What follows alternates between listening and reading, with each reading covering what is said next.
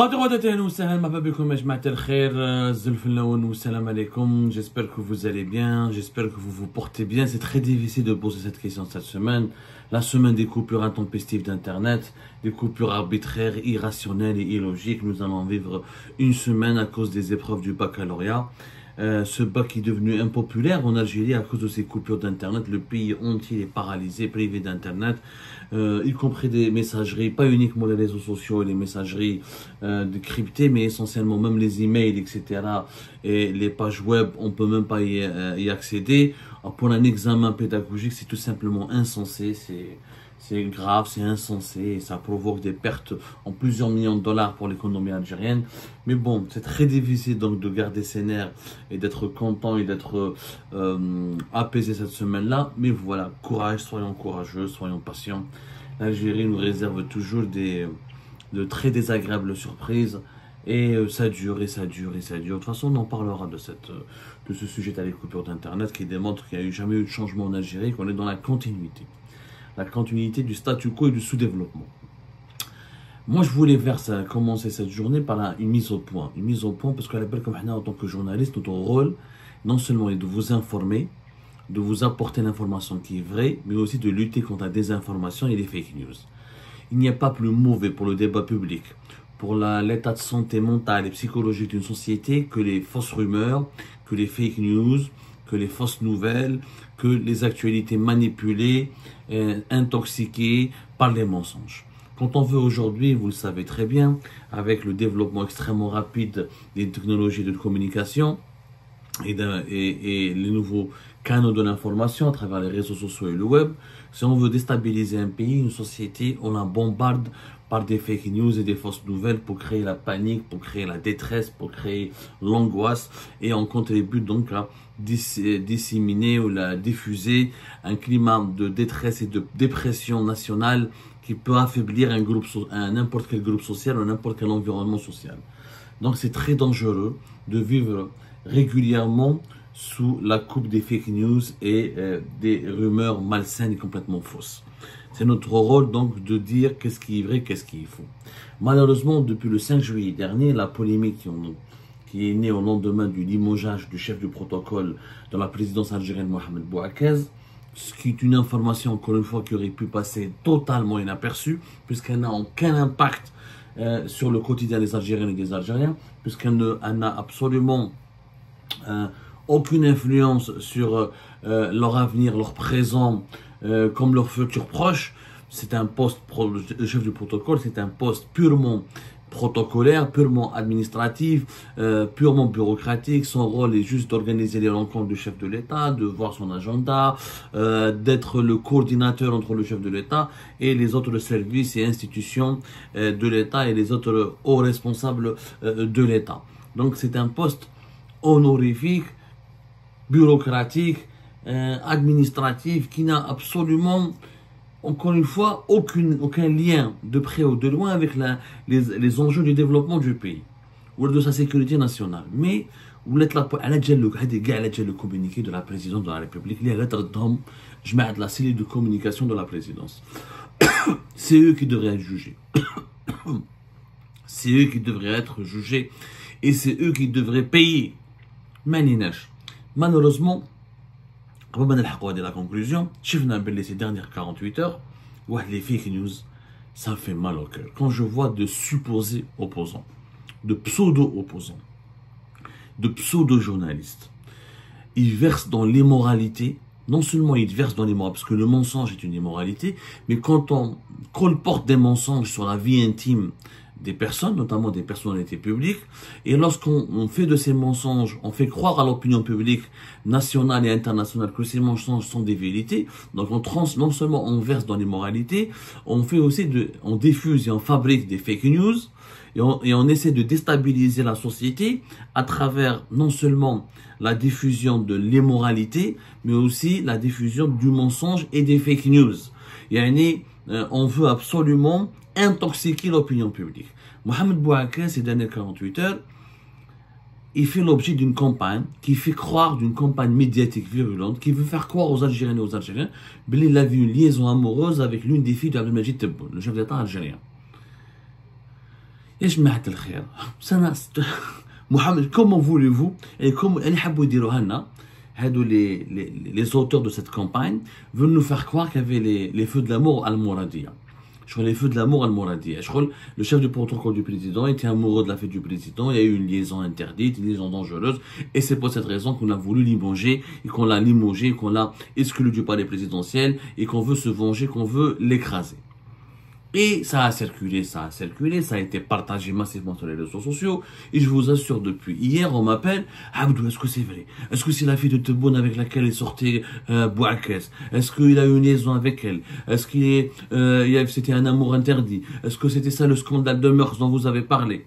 C'est du n'importe quoi. C'est du n'importe quoi. Filtrez vos sources. Ne partagez pas n'importe quoi. Ne lisez pas n'importe quoi. N'adhérez pas à n'importe quel contenu médiatique, n'importe quel contenu. Arrêtez de sombrer dans le piège, de céder au piège du sensationnalisme, du buzz. Tout ça est complètement faux.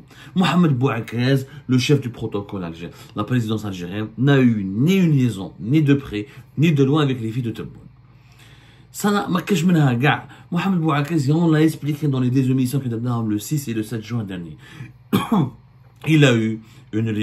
On lui prête une liaison avec une fonctionnaire simple au niveau de la présidence de la République. Et ce n'est même pas sûr que c'est vrai.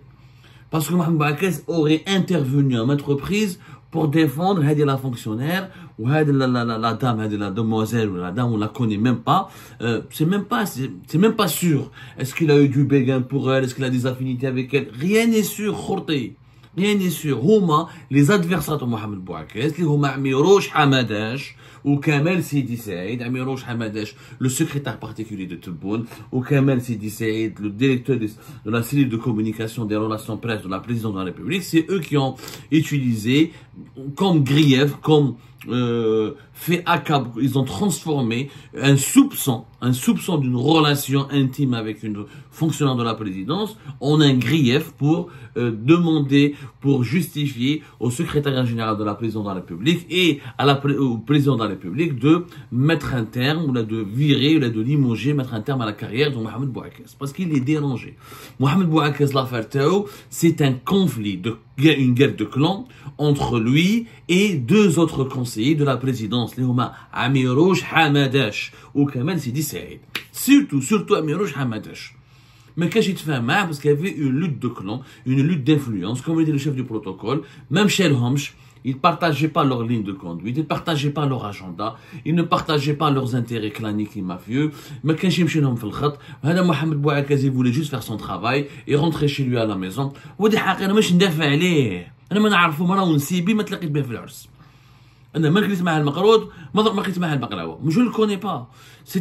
Moi je défends la vérité. Je vous ai rapporté que le Prohada c'est une affaire qui n'aurait jamais dû exister et qui prend aujourd'hui des proportions absolument dramatiques alors qu'il s'agit d'un simple conflit personnel, lutte d'influence, lutte de clan au niveau de l'entourage de Tebboune et qui malheureusement, le communiqué de la présidente de la République du 5 juin dernier, il était tellement maladroit, honteux et insultant qu'il a ouvert la porte à toutes les interprétations.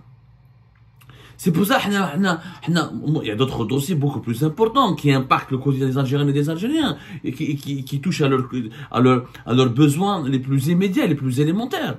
Mohamed Bouakès, c'est une affaire, c'est les intrigues du palais, c'est les scandales, c'est les petits scandales du palais. Mais le palais présidentiel, ou entre le palais c'est un monde parallèle entre le palais présidentiel et la réalité, le quotidien du peuple algérien. Il y a deux mondes, c'est deux univers totalement différents. Mais la vérité s'impose. Mohamed Bouakès, on l'a soupçonné d'avoir une relation intime avec une femme à la présidence de la République, qui travaille à la présidence. C'est des soupçons qui n'ont jamais été avérés, qui n'ont jamais été confirmés. Mais la principale raison de son limogeage, c'est la bagarre, le conflit, la lutte qui l'opposait à Amirouche Hamadash, le secrétaire particulier de Tebboune. Amirouche Hamadash, il se prend pour le nouveau Saïd Bouteflika de l'Algérie. Il aime les complots, il aime les manœuvres de sabotage. Il veut s'accaparer de tout le pouvoir d'influence sur le président de la République. Il veut être l'interlocuteur privilégié Rachid Abdelmajid Tebboune, il avait peur de la concurrence de Mohamed Bouaké. Il voulait pas de ça, il avait peur que Mohamed Bouaké lui fasse de l'ombre, le laisse gagne davantage l'affection du président à son détriment. Ouma darbou ma'ah parce que Mohamed Bouaké même chez l'homme.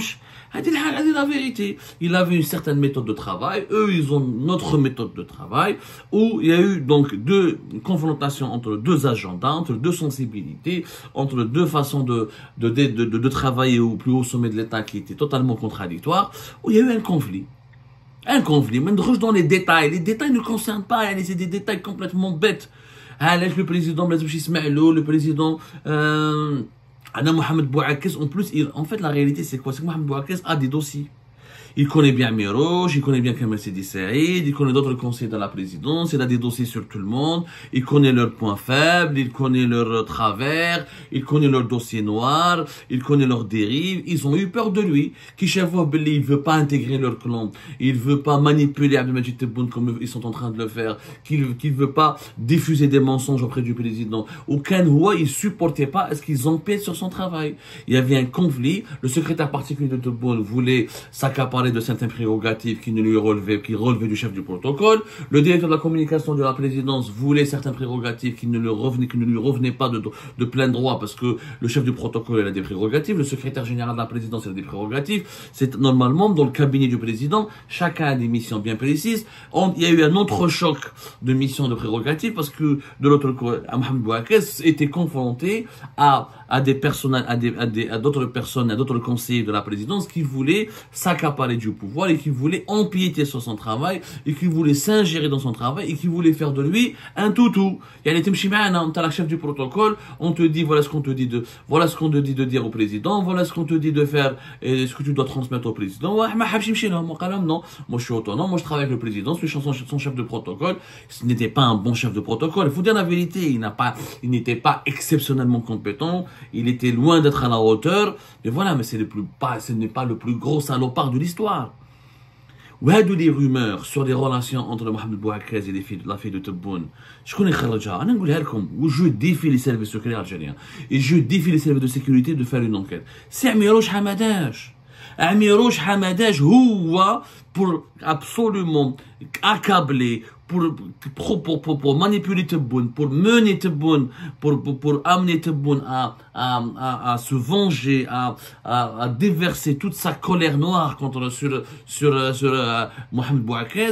Ils ont diffusé des histoires comme quoi il sortait avec Maha Tebboune, n'importe quoi. N'importe quoi. Et celles et ceux qui ont diffusé ces informations sont complices d'une manipulation. Voilà comme les manipulations qui viennent, les manipulations qui visent la vie privée des dirigeants algériens, elles sont orchestrées. En parole de journalistes expérimentés. Je connais bien le système algérien. Ça fait des années que je travaille sur le système algérien. Ça fait des années que j'enquête, que j'ai tissé une toile d'araignée au sein du régime algérien. C'est pour ça, on s'est toujours interdit de parler de la vie privée des dirigeants algériens. C'est une ligne que nous n'avons jamais, c'est une ligne rouge que nous avons toujours respectée. Pourquoi? Parce que c'est le terrain le plus propice à toutes les manipulations. À chaque fois que j'ai un dossier sur une fille, ou là sur la femme, ou là sur la maîtresse, ou là sur les enfants d'un dirigeant, ça vient de l'intérieur du régime. Quand un autre dirigeant, quand il y a eu des guerres de clans, il y a eu des luttes d'influence, et des problèmes personnels entre les dirigeants algériens, les dirigeants algériens s'auto-sabotent entre eux, ou là, se battent entre eux, ou là, se guerroient, font la guerre, se livrent une guerre interne, se livrent à l'intérieur du système une guerre fratricide, en utilisant toujours la vie privée. Parce qu'en Algérie, si tu veux déstabiliser un dirigeant, tu lui parles de sa fille, de sa femme, de sa maîtresse et de ses enfants. Et tu as un dirigeant qui est déstabilisé. Les dirigeants algériens, ils ont un complexe. La tradition interne la culture algérienne, comme nous sommes un pays conservateur, un pays fermé, etc. Si tu veux déstabiliser un dirigeant algérien qui est une personnalité publique, tu lui parles de sa fille, de ses relations personnelles et intimes, de sa femme, ou là de ses enfants. Et là, tu le déstabilises. Et quand, malheureusement, cette arme fatale est utilisée dans les multiples guerres de comme en Algérie, le clanisme est consubstantiel au fonctionnement du régime algérien. Le régime algérien, c'est une addition de centres d'intérêt, c'est une coalition de centres d'intérêt et organisée autour de clans différents. Et les clans hado, les rapports de force évoluent en permanence et la configuration de ces clans change en permanence à la des intérêts financiers et politiques du moment. Donc, à chaque fois qu'il y a des révélations sur la vie privée des dirigeants algériens, ça ne provient que de l'intérieur du régime. Et c'est toujours avec l'objectif de manipuler des journalistes ou des opposants pour les utiliser dans cette quête de vengeance et de règlement de compte en utilisant la vie privée des adversaires des uns et des autres. On est conscient de ces enjeux. On les connaît. Je sais comment fonctionne le régime algérien. Malheureusement, avide de clics, avide de buzz, avide de sensationnalisme, et tombe dans le piège. Il dit un scoop, j'ai un scoop, la fille de Tebboune. Il n'y a ni scoop, ni exclusivité. C'est de l'immoralité. Là, c'est de l'immoralité. D'abord, c'est du mensonge. Les filles de Tebboune sont mariées. Au Sarahat. Bnat familia. Je suis objectif. Je vous, s'il y a quelqu'un qui aurait voulu se venger, s'il y a quelqu'un qui aurait voulu insulter et faire du mal aux dirigeants algériens jour et nuit, c'est bel et bien moi. On m'a kidnappé mes enfants. Mes enfants, ils ont été kidnappés depuis 2021. On les empêche de venir voir leur père. Et ils sont pris en otage par le régime algérien. C'est-à-dire que si j'étais mauvais, délinquant, et si je voulais me venger du régime algérien, j'aurais pu publier jour et nuit des dossiers sur les filles et les enfants des dirigeants algériens. Je ne le ferai pas parce que c'est immoral. Pourquoi c'est immoral? J'ai un problème avec Tebboune. Je n'ai pas de problème avec ces filles. Ces filles n'ont pas de poste officiel, ne dirigent pas, ne font pas les lois de finances, ne font pas les lois, n'ont pas les ministres, ne dirigent pas le pays, n'imposent pas des mesures politiques, financières, économiques ou judiciaires pour régir la vie du pays. Elles n'ont les filles de Tebboune n'ont aucun lien, ni aucun poids dans la décision de leur père, ils n'ont aucun lien avec le travail de leur père. Elles ont une influence sur leur père, elles ont une proximité avec leur père, mais ce n'est pas une raison de les critiquer ou de les évoquer. Dans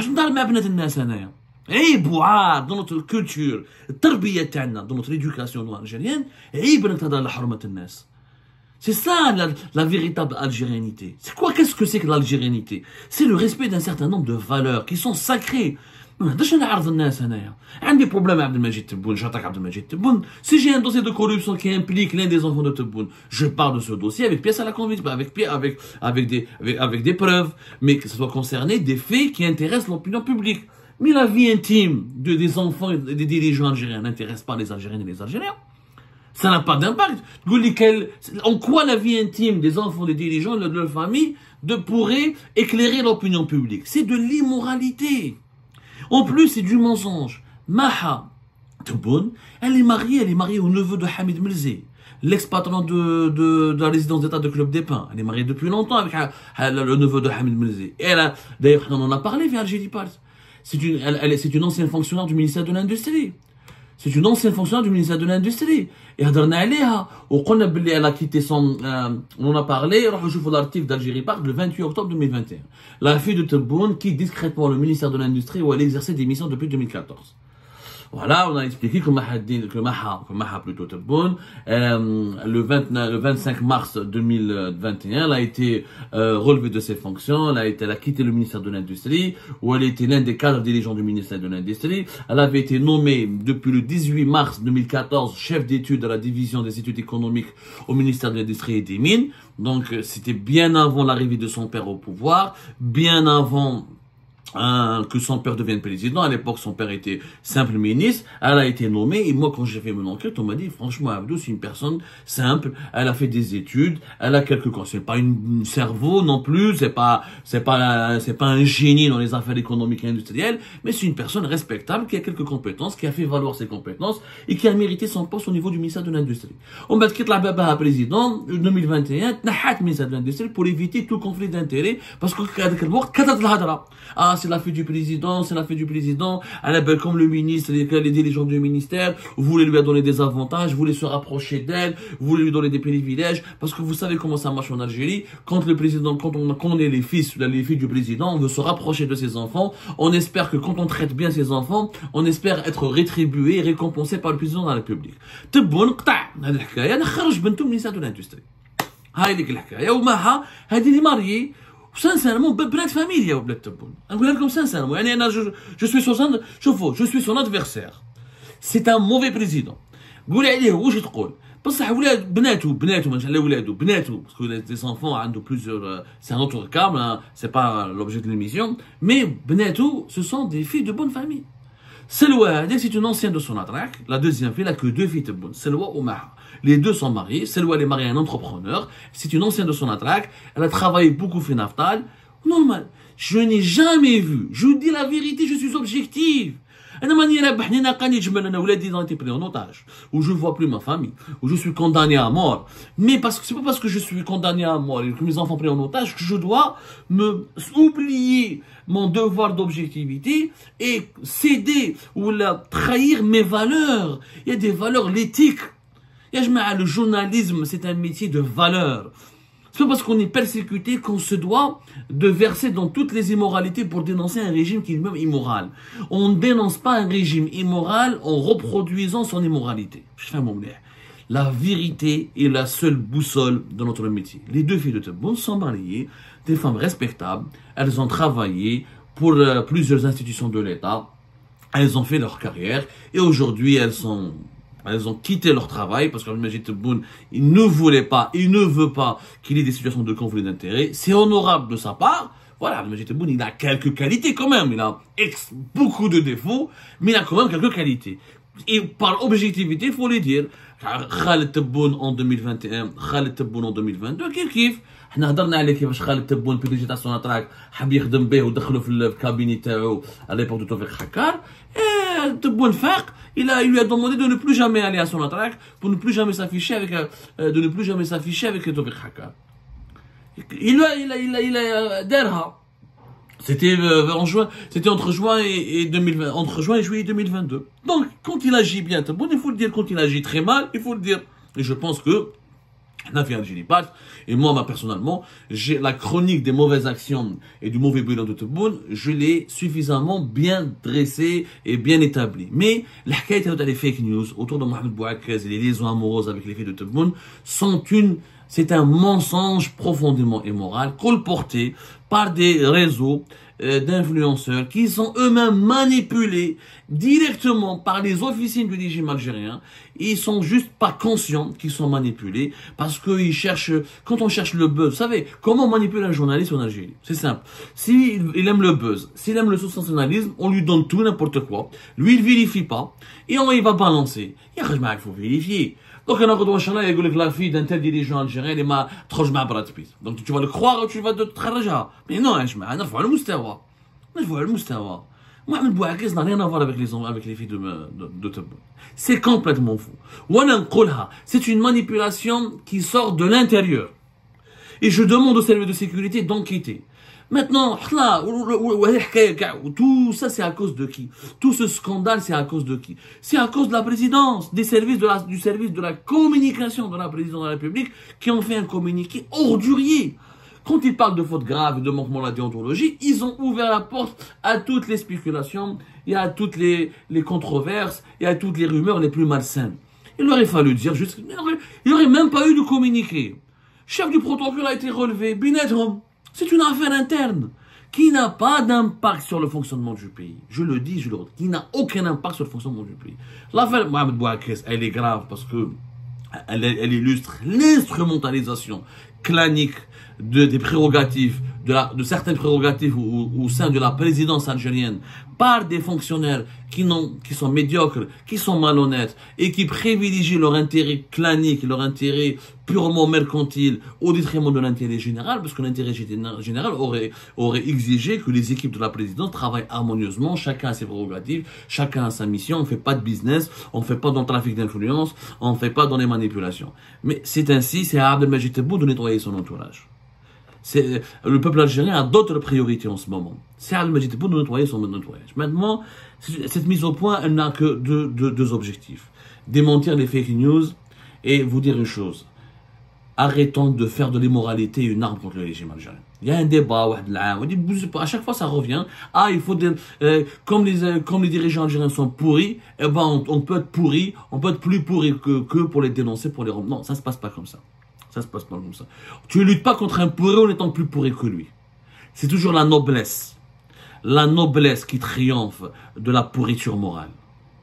Là, en Algérie, partout on est noble. On vous a fait deux émissions, comme la vérité. On a fait un effort d'investigation, mais colporter de fake news et accabler et violer l'intimité des filles du président et les mêler à une histoire où elles n'ont absolument aucun rôle, c'est de l'immoralité encore une fois, et c'est une manipulation. Parce que cette histoire, c'est quoi? On veut pousser les services de sécurité à aller. C'est quoi l'objectif? C'est qu'ils veulent pousser les services de sécurité à interpeller Mohamed Bouakez, sous enquête, sous interrogatoire, de les informations à l'entourage du président. Et ça, c'est une manipulation ourdie directement par ses adversaires. Ce sont ses adversaires qui étaient en poste avec lui au niveau du palais présidentiel d'El Monadir.